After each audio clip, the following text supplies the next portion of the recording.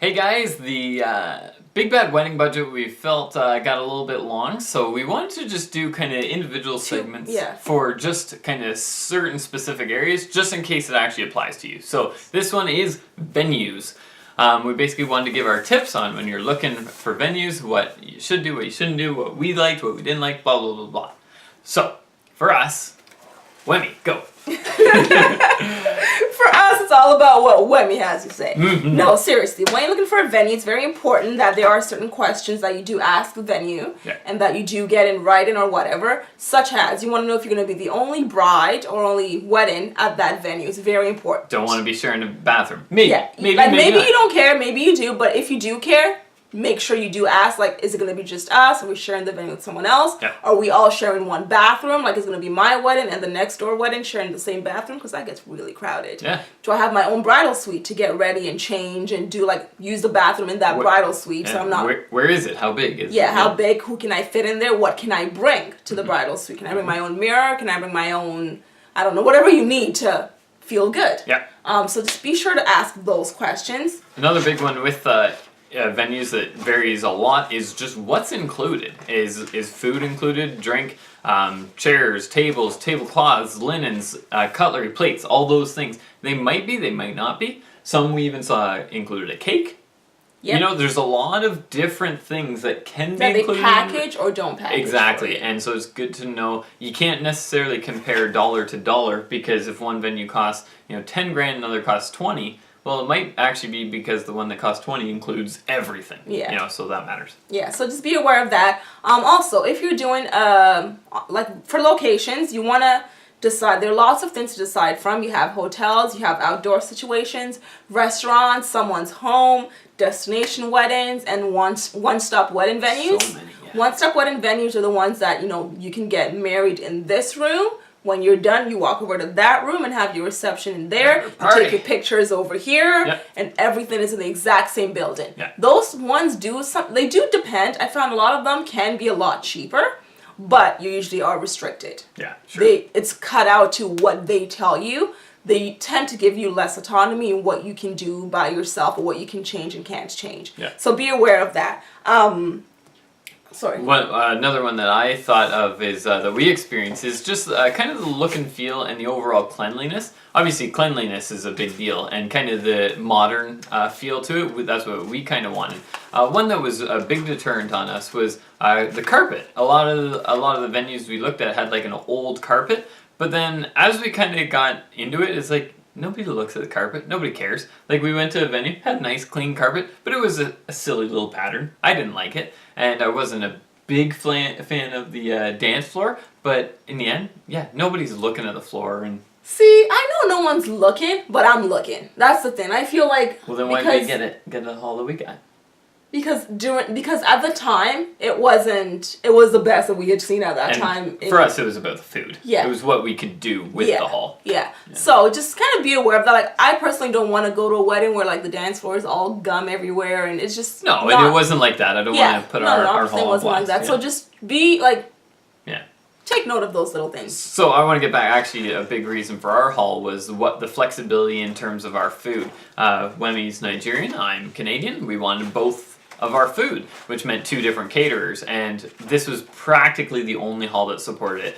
I'm sure there's a lot of people out there there must be a lot of people that want 2 caterers, but maybe not, because nobody seemed to be working with us. Yeah, and I think there are halls that do, but there aren't halls that for what we wanted. Right. Because you can get, like, community centers and stuff, and they don't care. Sure. But halls that are wedding halls, they tend to be a little bit more strict on that. So be aware of that.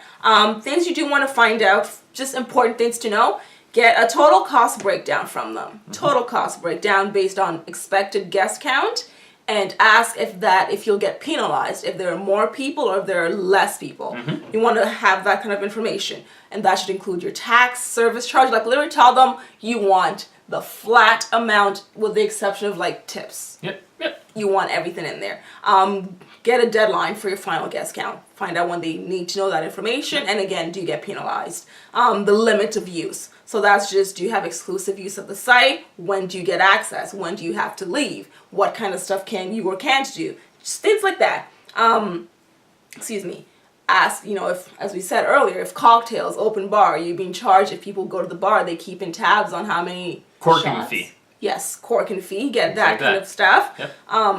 Again, how alcohol will be served. If they're supplying cocktail hour food, is it being charged per person? Is it just platter charges? Get those details really figured out, because those details come in handy once you start getting more guests than expected or less guests than expected.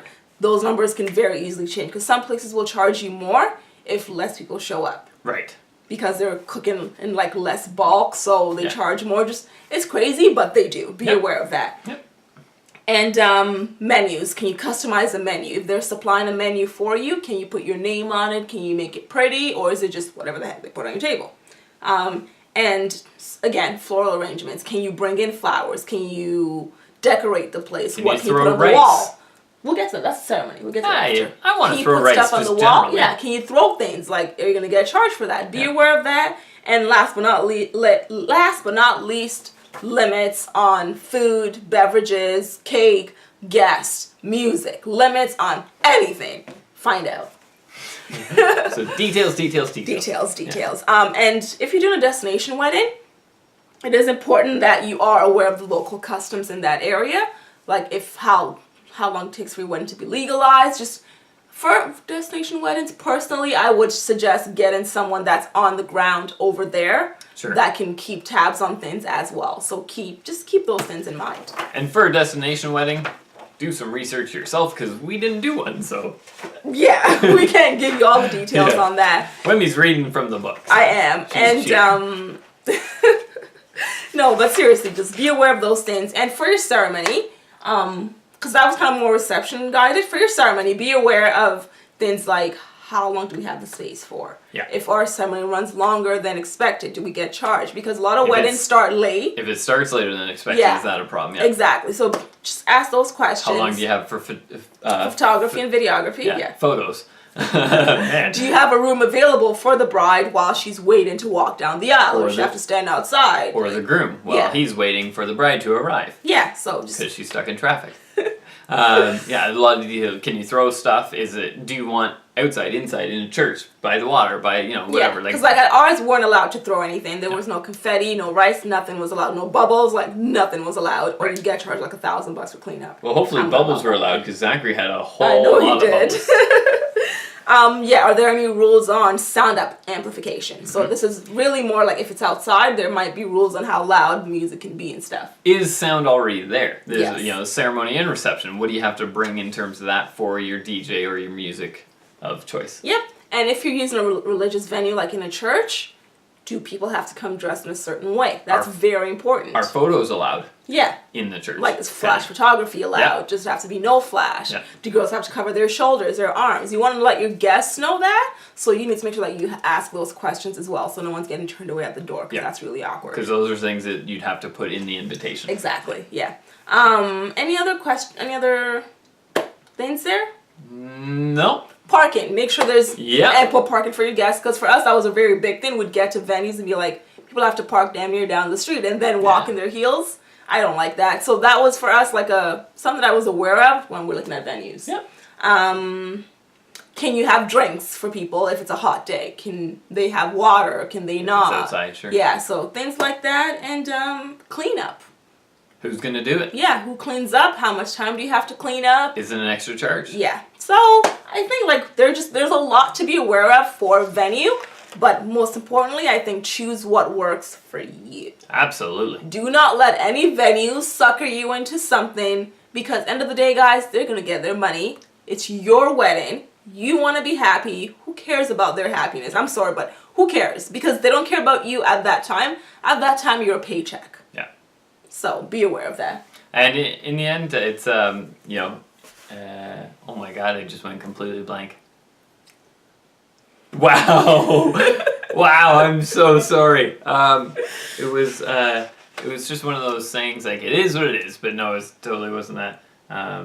Okay, you keep thinking. Okay, thanks. Make sure to ask them, is there a hard out? Is there a hard time that everyone has to be out of the door? Including cleanup, everything, because a lot of places will charge you if you stay past the hard out time. So make sure to ask that, and how much do you get charged. in case people are still hanging around after the hard out time. Can you bring your own linen, your own glassware?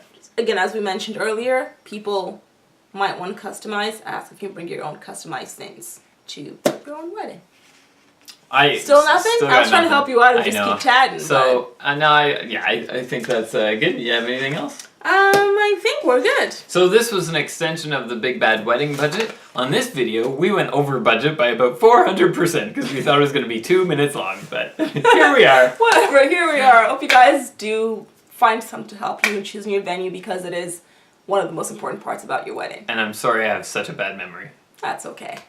See you guys in the next one.